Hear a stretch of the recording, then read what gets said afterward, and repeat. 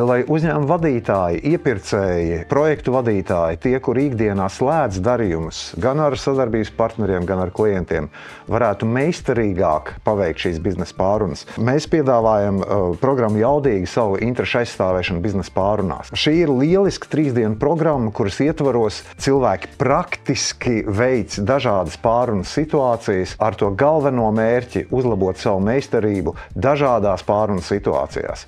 Kā sagatavoties pārunām, kā saprast, kas ir pārunu partners, kā veiksmīgi pārliecināt viņu par savu ideju un kā tad vienoties par precīziem sadarbības nosacījumiem.